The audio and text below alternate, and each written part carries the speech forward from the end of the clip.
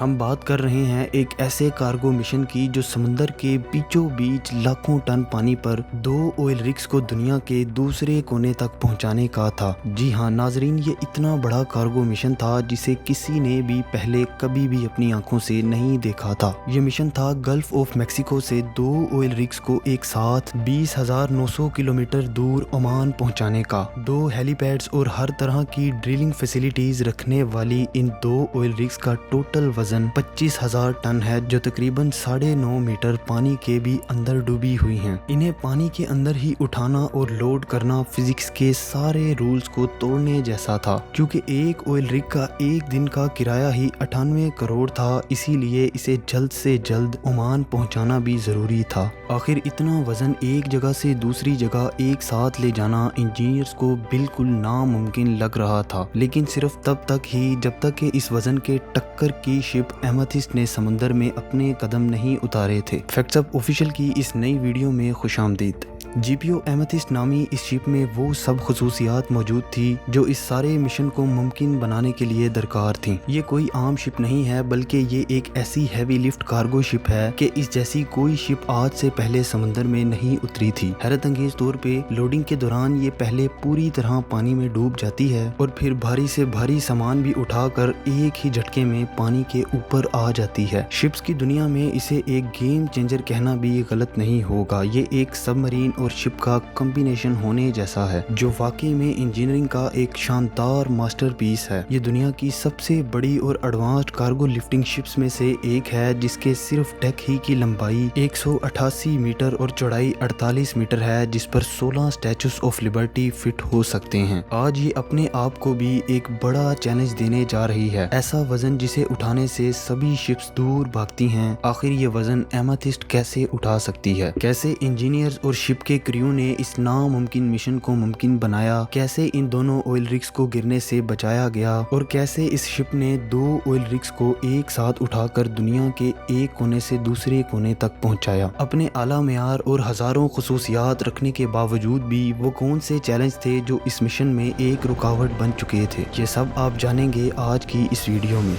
Challenge number 1। दोनों oil rigs जो कि समुंदर की सतह से 200 फीट ऊंचे थे, इन्हें टग से ड्रैग करने वाले पुराने तरीके से ओमान पहुंचाना तकरीबन नामुमकिन था, क्योंकि इस बार वजन कोई 100-200 नहीं बल्कि पूरे 25,000 टन था, जो कि सबसे बड़ी समुद्री मखलूक ब्लू व्हेल के वजन से भी 250 गुना ज्यादा वजनी है। टग से ड्रैग करने में ना सिर्फ पैसा बल्कि काफी वक्त भी बर्बाद हो जाना था, इसलिए इस काम को अंजाम तक पहुंचाने के लिए एमेथिस्ट जैसी शिप के अलावा इंजीनियर्स को और कोई हल नजर नहीं आ रहा था। चूंकि एमेथिस्ट पर भी इतना ज्यादा वजन पहली मर्तबा रखा जाना था, इसलिए इंजीनियर्स को ये डर था कि वजन पड़ने पर कहीं शिप दरमियान से टूटकर कागज के टुकड़े की तरह मुड़ ही ना जाए और सारे का सारा प्लान ही इंजीनियर्स के गले पड़ सकता था। हालांकि शिप को ऐसे डिजाइन किया गया है कि ये ओवरलोडिंग की क्रिटिकल हालत में भी कंप्रोमाइज कर सकती है। इसके डेक को कैपिटल आई जैसे दिखने वाले बीम स्ट्रक्चर की बनावट में बिछाया गया है, जिसे लैटिस स्ट्रक्चर कहा जाता है। ये वही स्ट्रक्चर है जो जमीन पर स्काई स्क्रैपर बनाने के लिए इंजीनियर्स इस्तेमाल करते हैं, जिससे न सिर्फ शिप के डेक को मजबूती मिलती है बल्कि भारी से भारी सामान भी उठाने में मदद मिलती है। इसी इंजीनियरिंग के सहारे ही शिप इतना ज्यादा वजन उठाने के लिए मैदान में उतर आई थी। Challenge number 2।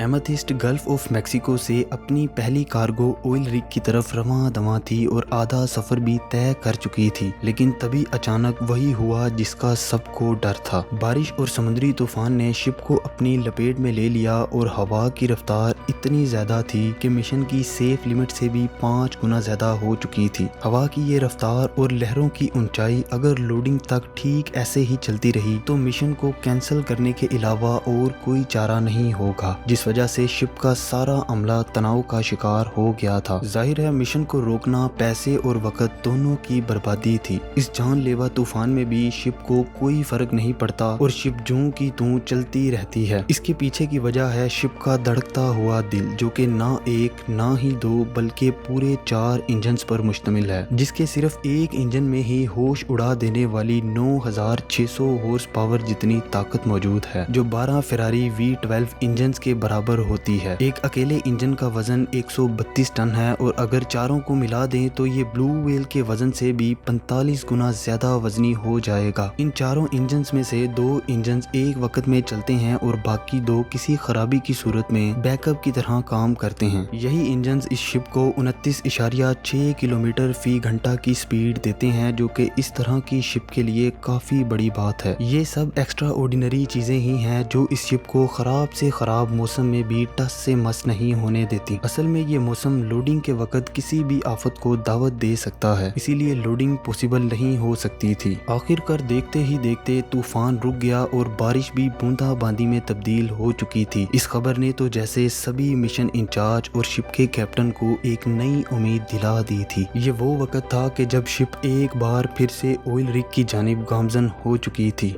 Challenge number 3। Amethyst अब ऑयल रिग के इतनी पास पहुंच चुकी थी कि अब शिप की फ्रंट स्क्रीन से बाआसानी ऑयल रिग को देखा जा सकता था और वर्कर्स भी धड़ाधड़ शिप को लोडिंग के लिए तैयार करने में जुटे हुए थे। इस सब के बाद सिर्फ एक ही काम बाकी था और वो था शिप को रोकना। लेकिन यहाँ मसला ये था कि इतनी बड़ी शिप जिसका कुल वजन 31,000 टन है, इसे रोका कैसे जाएगा। रोड पर तो गाड़ी की ब्रेक लगाना काफी आसान होता है, टायर और रोड की फ्रिक्शन एकदम से गाड़ी को रोक देती है। लेकिन यहाँ मामला बिल्कुल ही अलग है क्योंकि शिप की कोई ब्रेक नहीं होती। इस शिप को रोकना उस फॉर्मूला 1 कार को रोकने जैसा है जो 11,26,000 किलोमीटर फी घंटा की रफ्तार से चल रही हो। इस बड़े वजूद को रोकने के लिए सिर्फ इसका इंजन बंद करना काफी नहीं होता, बल्कि यहाँ एक ऐसी इंजीनियरिंग टेक्निक इस्तेमाल की जाती है जो किसी भी आम शिप में बिल्कुल भी इस्तेमाल नहीं की जाती। यहाँ इंजन को रिवर्स डायरेक्शन में भी चालू नहीं किया जाता, बल्कि शिप के प्रोपेलर की शाफ्ट में ही एक ऑयल फील्ड हाइड्रोलिक सिस्टम लगा होता है जो आगे पीछे मूव करके प्रोपेलर्स के ब्लेड की पोजीशन चेंज कर देता है, जिससे इंजन को बंद किए बगैर ही रिवर्स थ्रस्ट पैदा हो जाती है और शिप 457 मीटर के फासले में रुक जाती है। यानी तकरीबन आधा किलोमीटर तो शिप को रोकने के लिए ही तय करना पड़ता है।